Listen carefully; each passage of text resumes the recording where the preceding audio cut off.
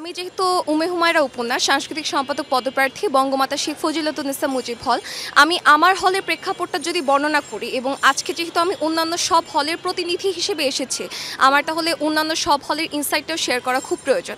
আমার কাছে মনে হয়েছে 5ই অগাস্টের আগ পর্যন্ত রাজনৈতিকভাবে একটা প্রভাব বিস্তার করছিল, কিন্তু 5ই আগস্টের পরবর্তী সময়ে আমরা দেখতে পাই যতগুলো রাজনৈতিক দল আছে প্রত্যেকটা রাজনৈতিক দলের একটা স্বতঃস্ফূর্ত অংশগ্রহণ রয়েছে এবং প্রত্যেকের সাথে যথেষ্ট কোঅপারেটিভ।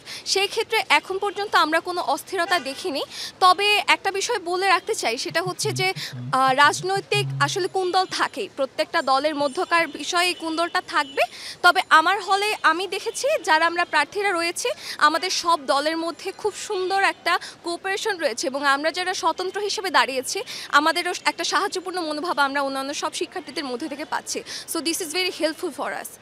যেটা হয় হুমায়রা, যে বিভিন্ন রাজনৈতিক দলগুলো যারা করেন তারা আসলে এইটা লেজুর বৃত্তি করতে চান এবং তার ফলে হলগুলোকে একটা প্রভাবে রাখতে চান।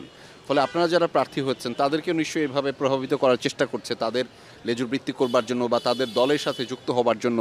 সেটি আসলে কেমন করে সামাল দিয়েছেন এবং আপনি যদি নির্বাচিত হন আপনিও কি আসলে আপনাকে যারা নির্বাচিত করবেন যে সমস্ত শিক্ষার্থীরা তাদেরকে নিয়ে এই দলীয় লেজুর বৃত্তি করবেন কিনা? দেখুন, আমি আমার জায়গা থেকে সবসময় স্পষ্টবাদী থাকার চেষ্টা করেছি। অন্যান্য যেসব প্যানেল কিংবা অন্যান্য যেসব রাজনৈতিক দল রয়েছে তাদের অনেকের প্রস্তাবনা পেয়েছি যেন তাদের প্যানেল থেকে আমি সাংস্কৃতিক সম্পাদক পদপ্রার্থী হিসেবে দাঁড়াই। তারা অনেকের অ্যাপ্রোচ অনেক সুন্দর ছিল, অনেকের অ্যাপ্রোচ হয়তো কোনো লোভ দেখানোর বিষয়টা ছিল।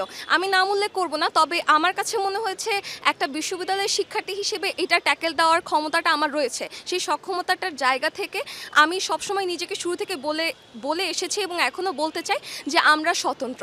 আসলে 5ই আগস্টের আগে আমরা যে রাজনৈতিক চর্চাটা দেখেছি সেই রাজনৈতিক চর্চাটাতে আমরা ছাত্রলীগের বা আওয়ামী লীগের একটা কুলসিত একটা প্রভাব দেখতে পেয়েছি, কিন্তু আমরা 5ই আগস্টের পরবর্তীতে কিন্তু সবাই ভোকাল।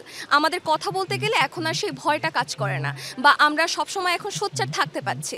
তো আমি আমার জায়গা থেকে যখন অন্যান্য প্যানেল কিংবা অন্যান্য রাজনৈতিক দলের প্রস্তাবনা পেয়েছি যেন তাদের প্যানেলের সাথে আমি যুক্ত হয়ে স্বতন্ত্র হিসেবেই কাজ করি, আমার কাছে একজন স্বতন্ত্র প্রার্থী হিসেবে যে জায়গাটা আমার একটা ইনসিকিউরিটির জায়গা, যে একটা রাজনৈতিক দলের যখন একজন প্রার্থী আসবে সে তার রাজনৈতিক দলের এজেন্ডাগুলো বাস্তবায়ন করতে চাইবে, সেটা প্যাসিভলি হোক কিন্তু অ্যাক্টিভলি হোক, কিন্তু সেটা করতে চাইবে। সেই জায়গাটা থেকে আমার কাছে মনে হচ্ছে এইবারের ডাকসুতে আসলে স্বতন্ত্র প্রার্থীদের গ্রহণযোগ্যতাটা খুব বেশি। তবে একজন স্বতন্ত্র প্রার্থী হিসেবে আমি অনেক রকমের ট্যাগিংয়ের শিকার হচ্ছি শুরু থেকে। যেমন আমি সাংস্কৃতিক সম্পাদক হিসেবে আমার হলে আমার বিভিন্ন উৎসব মুখর পরিবেশটাকে বজায় রাখার পাশাপাশি আমার ধর্মীয় উৎসবগুলো নিয়ে চিন্তা করতে হচ্ছে। তো তখন যখন আমি ধর্মীয় উৎসবগুলো নিয়ে বলতে যাচ্ছি তখন হয়তো খুব সহজেই একটা শিবির ট্যাগ আমার উপর পড়ে যাচ্ছে, কিংবা আমি যখন খুব সুন্দর কিছু নান্দনিক কিছু করতে চাচ্ছি তখন সেই জায়গায় আমাকে বাম সংগঠনের বলা হচ্ছে। কিন্তু আমার জায়গা থেকে আমি জানি আমি কি এবং আমার আশেপাশের মানুষকে আমি যথেষ্ট কনভিন্সিং ওয়েতে যখন আমি আমার ইশতেহারগুলো বর্ণনা করছি যে আমি আসলে এই পরিকল্পনাটা বাস্তবায়ন করতে চাই, আর আমাদের ইশতেহারটা আসলে একটা কমিটমেন্টের জায়গা, সেই কাগজটা শুধু একটা পোস্টার না, এটা প্রত্যেকটা মানুষের হাতেই আছে। আমি প্রতিশ্রুতিবদ্ধ, আমি যদি সেই কাজটা না করতে পারি তখন তারা আমাকে প্রশ্নবিদ্ধ করতে পারবে যে এই জায়গাটা আপনি পূরণ করেননি। তো আমি বলবো যে রাজনৈতিক দলের প্রভাব সবসময় কম বেশি থাকবে, এটা আমরা স্বীকার করি কিংবা অস্বীকার করি। তবে একজন প্রার্থী এবং একজন ভোটার হিসেবে আমি চাইবো একটা যোগ্য মানুষ আসুক, সেটা হল সংসদ হোক কিংবা কেন্দ্রীয় সংসদ হোক, একটা যোগ্য মানুষ উঠে আসুক যেন সে রাজনৈতিক দলের হলেও সে ওই বিশ্বাসের জায়গাটা আবার মানুষের কাছ থেকে নিতে পারবে। সেই বিশ্বাসের জায়গাটা যে হুমায়রা আপনার উপরে থাকবে সেটি আসলে কেন শিক্ষার্থীরা আপনাকে নির্বাচিত করবে এবং কেন তারা আপনাকে বিশ্বাস করতে চাইবে? দেখুন, আমার এই পর্যন্ত যে আশাটা একজন হল সংসদের সাংস্কৃতিক সম্পাদক পদপ্রার্থী হিসেবে আমি যে আজকের এই দিনটা পর্যন্ত এসেছি অনেক রকম প্রস্তাব প্রত্যাখ্যান করে এসেছি এবং সেই রাজনৈতিক দলগুলো জানে যে আমি তাদের প্রস্তাবটা প্রত্যাখ্যান করেছি। সুতরাং তাদের সাথে কিন্তু এটা একটা কমিউনিটির মতো কাজ করে। যেমন হল সংসদে আমি যদি একটা রাজনৈতিক দল ধরি সেই রাজনৈতিক দলের কিন্তু অনেক যারা থাকে যে তাদেরকে তারা সাপোর্ট করছে, সেই মানুষ মানুষগুলোও কিন্তু জানতে পারছে যে তাদের রাজনৈতিক দল থেকে যখন আমাকে প্রস্তাবনাটা দেওয়া হচ্ছে সেটা আমি প্রত্যাখ্যান করেছি। আমার কাছে মনে হয় এই যে রিজেকশনের যে একটা উইল পাওয়ার কিংবা এই যে সৎসাহসটা, এই সৎসাহসটা আসলে ভোটারদের জন্য খুব বিশ্বাসের জায়গা তৈরি করে।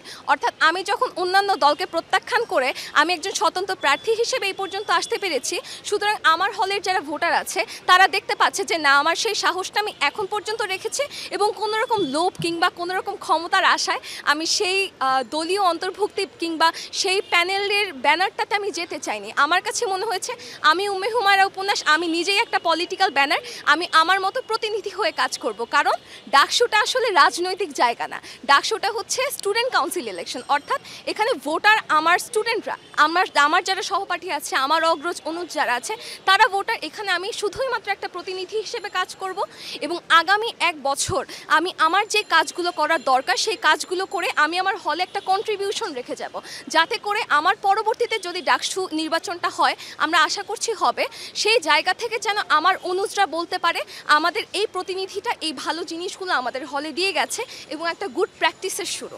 এই শুরুটাকে শুরু করার জন্যই আসলে এই পদে দাঁড়ানো। আমি আপনার একটা শব্দ নিতে চাই, গুড প্র্যাকটিস, এবং সেটা রাজনীতিতে খুব বেশি জরুরি। আপনারা যখন ক্যাম্পাসে কিংবা হলগুলোতে এই চর্চাটা করেন, গুড প্র্যাকটিসটা করেন রাজনীতির, তখন আসলে ইতিবাচক একটা প্রত্যয় দাঁড়ায়, পরিবর্তনটা দাঁড়ায়।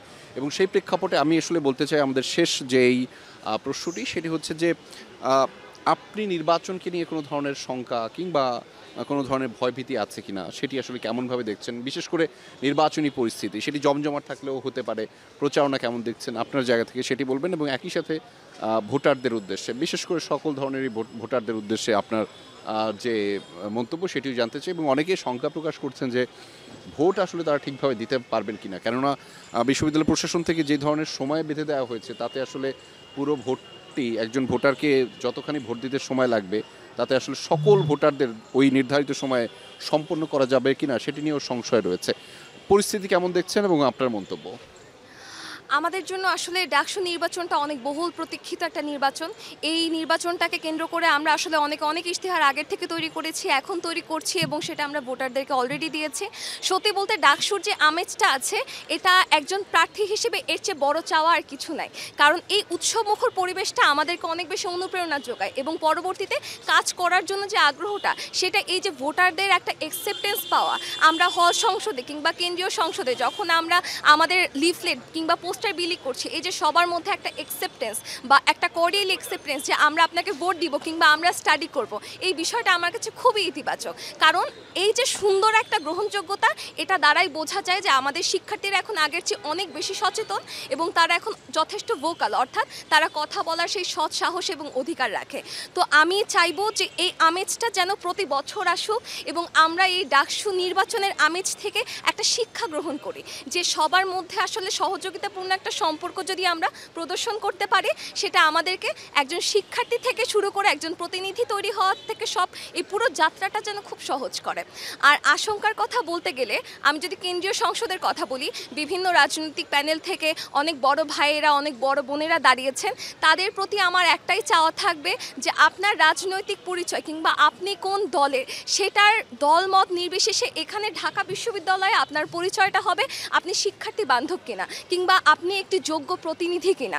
সেই জায়গা থেকে আপনি আপনার ভালো কাজগুলো করে যাবেন। আমার কাছে মনে হয় রাজনৈতিক দল থেকে যখন একটা মানুষ আসে তখন তার উপর কিন্তু অনেক দায়িত্ব থাকে, অর্থাৎ তার যেই ভালো কাজগুলো সেটার দ্বারা তার দলকে মানুষ জাজ করবে এবং সেই বিষয়গুলোকে আরও মানুষ সুন্দরভাবে জানবে এবং আশা করা যায় কোনো রকমের কোনো ঝামেলা হবে না। সামনে আমরা অনেক সুন্দর একটা পরিবেশ পাবো। ভোটারদের জন্য আমার একটাই বলা থাকবে, আপনারা প্রত্যেকটা প্রার্থীকে নিয়ে যথেষ্ট স্টাডি করবেন। আপনারা বিশ্ববিদ্যালয়ের একজন শিক্ষার্থী, আপনাদের প্রত্যেকটা ভোট অনেক বেশি মূল্যবান। আপনাদের নির্বাচনের মাধ্যমে, আপনাদের ভোটের মাধ্যমে একটা যোগ্য প্রার্থীকে আমরা সবাই খুঁজে পাবো। ধন্যবাদ আপনাকে। ধন্যবাদ হুমায়রা উপন্যাস, আপনার জন্য অনেক শুভাশিস এবং শুভকামনা রইল। আপনি আমাদের সাথে যুক্ত হয়েছেন, সময় দিয়েছেন এবং 9 তারিখে যে ডাকসু নির্বাচনটি হতে যাচ্ছে সেটি নিশ্চয়ই শান্তিপূর্ণভাবে হবে এবং সেখানে আপনার অংশগ্রহণ কিংবা আপনাদের ইতিবাচক অংশগ্রহণ এই ক্যাম্পাসকে এগিয়ে নিয়ে যাবে। ধন্যবাদ আমাদের সাথে যুক্ত হওয়ার জন্য।